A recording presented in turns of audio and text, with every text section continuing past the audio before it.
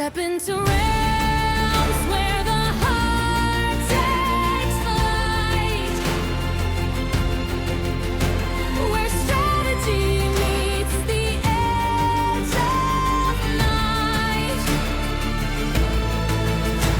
The Dungeons, Dragons, and Psychology Podcast. Prepare your mind. Now be our guest.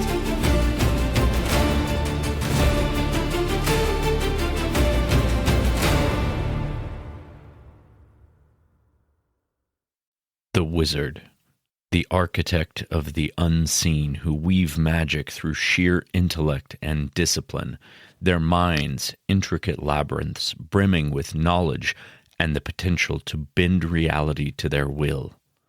I'm Robert Walker, author of Session Zero, the DMG to writing great campaigns in any system, and this is my show where I teach collaborative storytellers how to have more immersive campaigns using psychology. And today, we are delving into the world of knowledge and boundless potential, exploring the mind of the wizard. Now, don't forget, you can download the character sheet that I have made for this process. It is available on each of the episodes for leveling up in real life. You can find the link on this episode as well. Now, let's talk about wizards. Wizards aren't just about flashy spells and cryptic pronouncements. They represent a philosophy of lifelong learning, critical thinking, and the ability to translate vast knowledge into precise actions.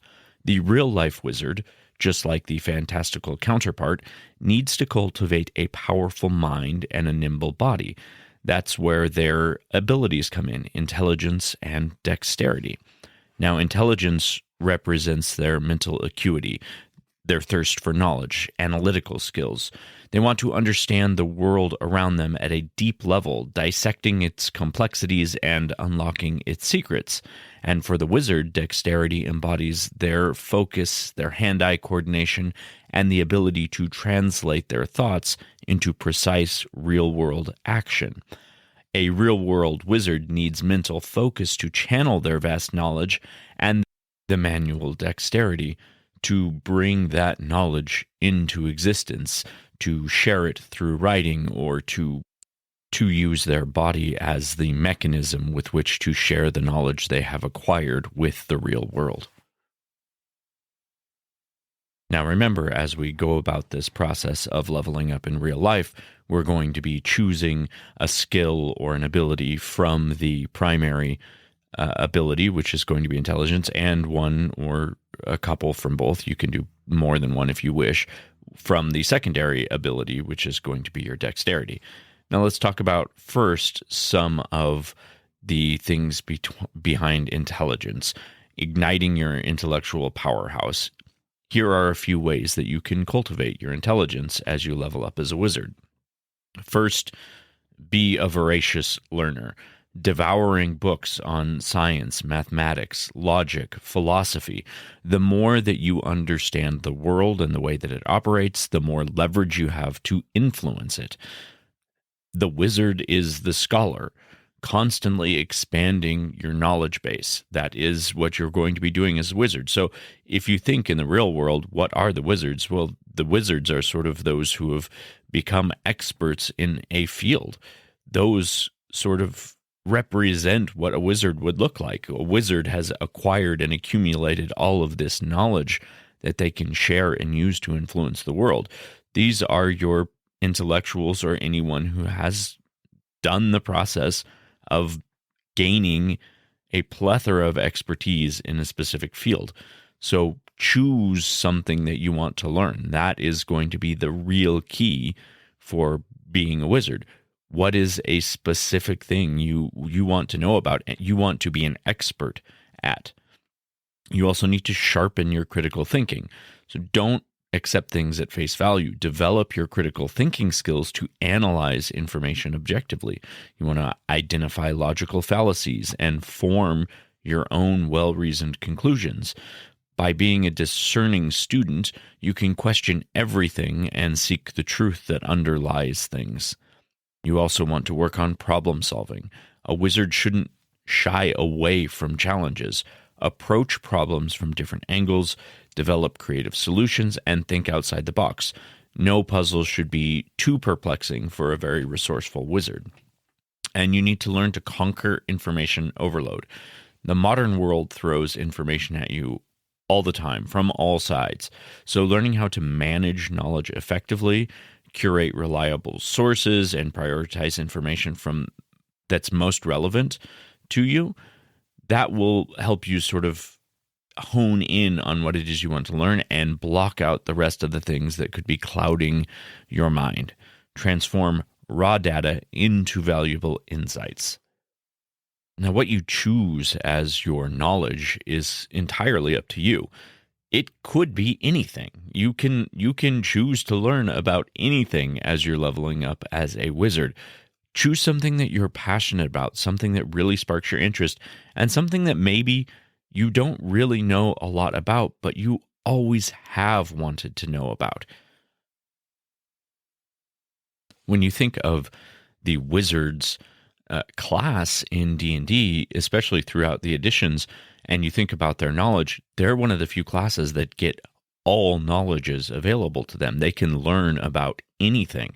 And that's what is so potent about leveling up as a wizard.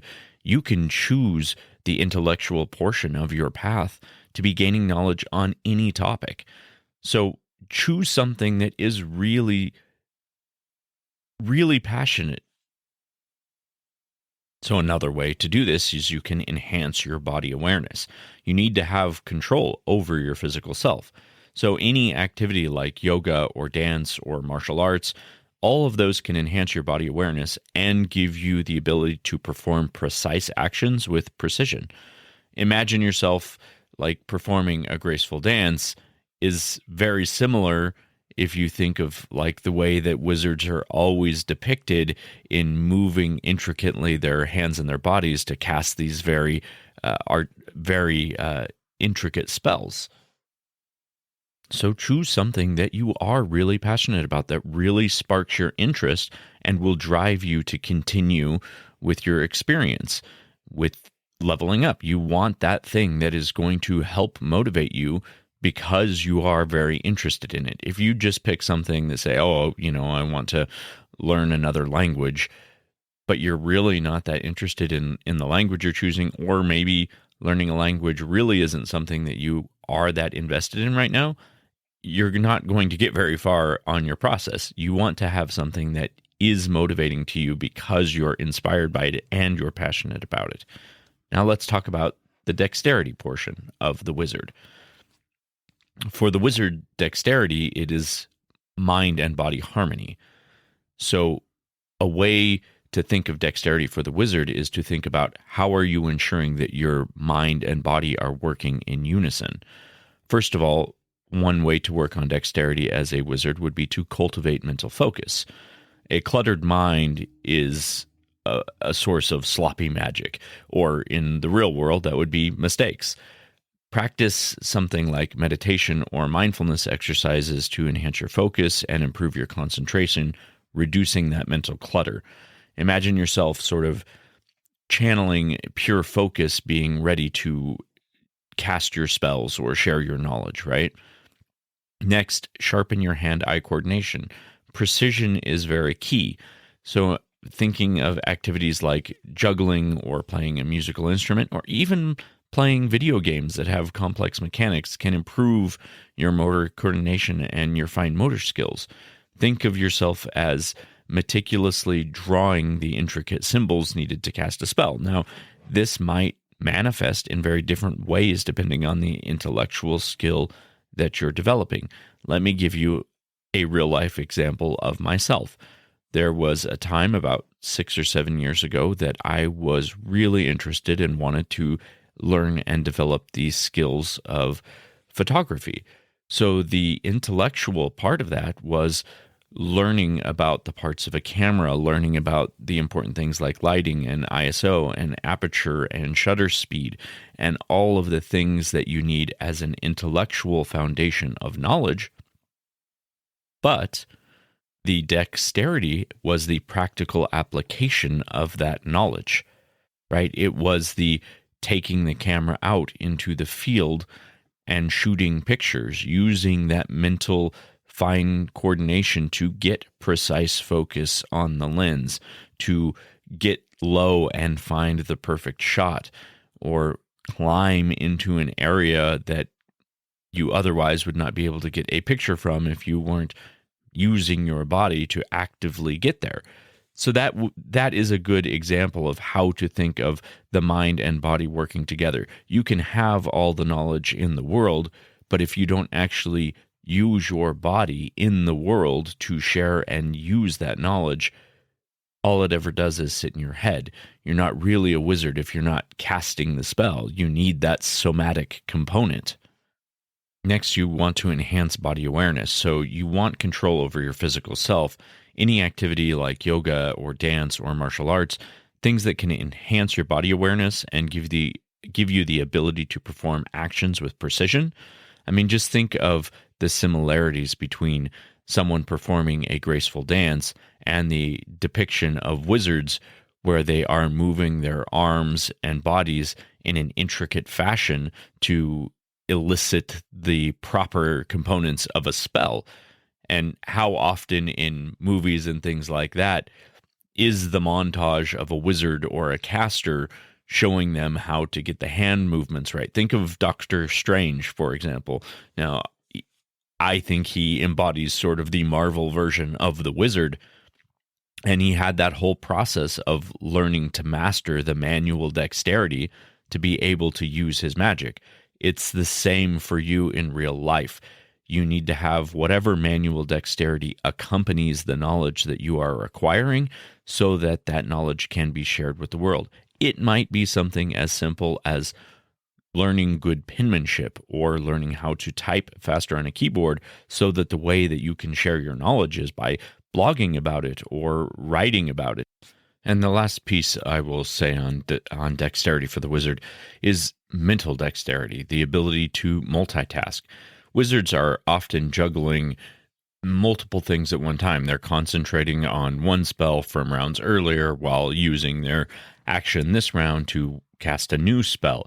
They have rituals that might be in place, and they're trying to observe and prepare their spells in a way so that they can effectively manipulate the battlefield during combat. So developing the ability to prioritize effectively and learning how to switch your focus efficiently between different tasks is sort of how to orchestrate your wizard mindset, effortlessly coordinating your mental and physical actions. Now, this is a hard thing to learn, but as you become more efficient at the thing that you have chosen to learn about as your wizard's knowledge, that will become easier. Think of like a guitar player when they first start learning to play a few chords or pluck a few strings. That task alone can be quite difficult. It consumes a very large amount of their mind and their thinking power. But as they become more proficient, they start playing more effortlessly. They learn to have their body starts to move on its own. That dexterity component sort of takes over, and the muscle memory becomes so good to the point that they can now start to sing while they play because they no longer have to focus on the hand movements once their body has learned it. So it's sort of like that. The wizard needs to be so competent in a skill that it becomes sort of second nature to them. And that's how you develop that mental dexterity, the ability to process and do more than one thing at a time. Now, I mentioned the wizard's mindset just a moment ago. Let's talk about that a little bit more, because being a wizard isn't just about the impressive feats that are magical in nature or look magical when they're observed. It's about a lifelong journey of learning and self-improvement.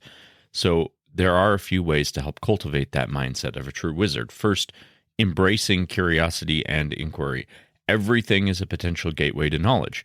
So ask questions, explore your world with an inquisitive mind, and delve into the subjects that spark that intellectual fire within you. Be a perpetual student, always hungry for new knowledge. and fuel innovation with experimentation. Wizards push boundaries. Don't be afraid to experiment with new ideas, explore unconventional solutions, and challenge the status quo. Be a pioneer and venture into uncharted intellectual territory. If you think of the school process in higher education, this is the process of earning a PhD. You have to develop new research and provide new knowledge to the field that you're working in. That is the task of a doctoral student. You are creating new knowledge for the world to embrace, to learn about, to further the knowledge base of whatever it is that you're studying. So that is sort of the wizard's task, is to create new knowledge by understanding so much of what already exists. You can develop discipline and self-control. So mastery is a thing that takes dedication. Developing a strong work ethic, and if you prioritize your study and minimizing distractions that might impede your progress, being a stoic scholar, unwavering in your pursuit of knowledge, is a way to show that you are disciplined and to embody that wizard mindset. And I would just say, as part of this, it would be important to know that true knowledge lies in recognizing what you don't know. So being open to new perspectives and having the ability to see that you can learn from others, you can learn from everyone, and acknowledge that the vastness of knowledge has yet to be explored. Be a humble sage, always seeking to expand your understanding. Now, as we have done with each of our other classes, and we will continue to do as we go along, I want to share with you some resources based on the rule of three, or the 3 books that might help you along this process. Now, even if you already have a pretty good idea of what sort of knowledge base you would like to improve or acquire in your path to becoming a real-life wizard, I would still highly recommend each one of these 3 books. They're incredible. The first one is A Short History of Nearly Everything by Bill Bryson. Now, this book offers an accessible exploration of the universe and talks about all sorts of things from the Big Bang Theory to the human body. And just reading through it is going to give you a plethora of ideas about things you could study in greater depth. The next one is Gödel Escher Bach, An Eternal Golden Braid by Douglas R. Hofstadter. Now, this book is wild. It explores the connections between mathematics and logic and music and art. And what's really interesting about it is it is a wonderful exploration that gets to the heart of cognitive science. Okay, and what's really cool about it is it sort of lays out the process of how machines will likely eventually gain human-like intelligence and reasoning. And really, really fascinating read, and will give you a lot of things to think about. And the last one, one of my favorites, is How Not to Be Wrong, The Power of Mathematical Thinking by Jordan Ellenberg. And this one is basically takes the science and the questions and everything that's the insights that have been gained by the scientific and academic community out there and translates it into understandable language for the layman, and teaches you how to think mathematically so that you can answer questions like that on your own. It's very useful and very wizardly in nature, in my opinion. So I'll put the Amazon links for those books in this episode. You're free to check them out if you want to. If you don't have any interest in any of those and you already have a very clear idea of what you want to do, find 3 books on the subject that you're going to be working on. Remember, that rule of 3 basically states that if you read 3 books from 3 different authors on a subject that you want to know about, you will know more than 90% of the world on that subject. making you a quote-unquote expert compared to the general population of the world on that subject, just by reading 3 books. That's what the whole rule of 3 theory is. There's also a couple of other places I would suggest that a wizard might spend some time. One of them would be Coursera, where they have online courses on a ton of different topics taught by prestigious universities and institutions and individuals. And then the next would be Khan Academy, which offers free online courses on a very wide range of subjects, science, mathematics, languages, computer programming. So check those out. And if you just need like a source of inspiration, or you just want to start learning something, those are 2 great places to jump in. Additionally, check out TED Talks. You can spark a lot of different curiosities and listen to some very inspiring things on diverse subjects there, science and technology and all sorts of angles of the human experience. We'll be right back. Hey, Cyclithids, if you love the Dungeons, Dragons, and Psychology podcast and want to help keep it alive, there are a ton of ways you can support the show. Join us on Patreon for exclusive content like NPC character sheets, early access to new products, and even first looks at DM's Assistant app. You can also grab gaming-inspired merch on the Etsy shop, Games for Games, or pick up one of my books, The Player's Handbook to Real Life, or Session Zero, the DMG to Writing Great Campaigns in any system. And even if financial support isn't in the cards for you, you can still help by sharing the show, leaving reviews, or introducing new players to our community. Links are always in the show notes, and thank you for being the heart of our adventure. And really quick, before we get into the 3-month Wizard Level Up plan, let's just talk about a couple of things that might come up as roadblocks or challenges in your way, hurdles that you might have to overcome. First, information overload. Like, the sheer volume of information that is available on almost any subject you want to learn about is going to be massive. So work on those critical thinking skills to discern reliable sources from the noise. Focus on quality over quantity and curate a trusted knowledge base. Really hone in on specifics. If the subject you want to learn about is too broad, then start by focusing on a smaller subset of that topic. You don't have to look at the whole picture all at once. Start with a very small piece. And then there's complexity. I mean, the universe is vast and intricate. Don't get discouraged. Break down complex concepts that you might be working on into smaller, more manageable pieces.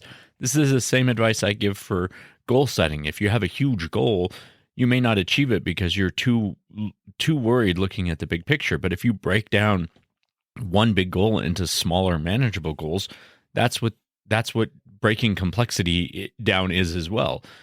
Break it all down into small pieces, understand the one small piece, and then move on to the next piece until you start seeing how the puzzle all fits together and what the picture is that the puzzle is making. Celebrate those small victories as you gradually build your understanding. You might find things that you are not understanding on your own, and you might want to seek help from a mentor or a teacher. Remember, the most renowned wizards usually started by learning from another wizard of higher level and teaching them magic and spells and helping them scribe scrolls into their own spell book. You need to acquire the foundation of knowledge from somewhere else before you start building your knowledge. I think, even though he can be a little bit controversial right now, Elon Musk, he uses the rule of 3 over and over and over again. I mean, when asked how he was able to develop rockets to go explore space, he said because he read a lot. I mean, he's not a rocket scientist, but he read basically everything that was available on rocket building and rocketry and physics, and understood things just by learning and acquiring knowledge piece by piece by piece. And then, as he developed enough knowledge, he also surrounded himself with people who knew what they were doing and what they were talking about, used their knowledge to enhance his own knowledge to start creating rockets that eventually are, United States government decided, oh, we should hire him because his process is better than ours. Okay, let's talk about our 3-month plan to jumpstart your journey as a real life wizard. Now, this one, like the rogue, can be extremely varied based on what it is that you're trying to acquire, what knowledge it is you're trying to expand. So your first month should just be building your knowledge foundation. Find the core subjects, especially those that are related to the overall skill that you're trying to develop, and dedicate 30 minutes a day to learning the science or the history or the math of that topic, and read a nonfiction book, probably if you can, every week or two on that subject. Challenge yourself with critical thinking exercises and engage when you're ready in online discussions. Find some forums or groups that are talking about this topic and get up to speed with what the current conversation on the topic is. This will help solidify your understanding. And then also incorporate a little bit of mindfulness practice to sharpen your focus and mental clarity. Replay that knowledge in your mind and sort of try and explain it to yourself or to someone else. Sometimes you learn the most when you're trying to explain other things. It's also a great way to make connections that you may not have seen before. In month 2, you're going to be sharpening those mental tools. So here you want to enhance your focus, work more on your problem solving, look for gaps in the knowledge base on what you're studying. If you're still not quite settled on exactly what it is that you want, then try spending that month doing some strategic things. Maybe play some chess or some logic puzzles, or download an app to enhance your critical thinking skills. They have a number of them. If you have figured out exactly what it is, spend month 2 figuring out how to develop the dexterity practice that is going to go along with the mental practice. So if you're trying to learn a language, the dexterity practice could literally be doing tongue stretches and practicing making the sounds that are not unique or that are not in your native tongue. For example, if you are an English speaker and you wanted to learn Spanish, learning to roll your R's would be a good dexterity practice that would go along with the skill that you're developing. Also, at this time, do something that requires body awareness, like a yoga or a martial arts or a stretching, or practice archery, or something that is going to work on hand-eye coordination and fine motor skills. And start at this time thinking about how can you apply this knowledge to the real world, which is going to take you into month 3, which is going to be further practice and collaboration and bringing your knowledge into the world. So at this point, you should be engaging with forums online. You should be adding to the discussion. You should be at a level of knowledge now where you can at least talk about what you're learning with other people who know about the topic. So when you join these forums or you've been following them, start sharing what you're learning. Ask questions about your own process and learn from others. If there are workshops available or mentors available, take this time to really go the extra mile. Go to a workshop. Go work with a mentor. Have somebody who can teach you the intricate details of the skill you're trying to learn. And finally, I want you to embark on a project-based journey. So on your topic, research it thoroughly and then create like a presentation or a blog post or a video essay or a YouTube video to share your insights and share them with the world. You could consider collaborating with others on this project as well if there's others in your field who want to talk to you, but do something that shares the knowledge you've acquired, because that is part of continuing the foundation of knowledge, adding back, giving back to the scientific community, even if it doesn't have anything to do with science. Just give back to the community of knowledge in whatever it is that you're acquiring, because your insights will be important. Everyone has something to share. Even within 3 months, you will be surprised as you start learning something. If you're dedicating time and attention to it every day and you are practicing and learning, you will have insights that are worth sharing. And remember, though, this is just the beginning. This is just the first 3 months. Keep reviewing and adjusting your plan based on your progress and the challenges that you come along. Remember that when you hit those milestone goals you've made on your character sheet, increase your stat, increase your ranks in your skill, level up. Acknowledge those efforts and embrace that this is a lifelong journey of learning. You will have setbacks, but you're going to have countless opportunities to learn and grow. By cultivating your intellect, your focus, and your thirst for knowledge, you will transform yourself into a master of mind and magic, ready to explore the vast potential of the universe. Remember that the true power of the wizard lies not in spells and arcane knowledge, but in the relentless pursuit of understanding and the unwavering dedication to using that knowledge.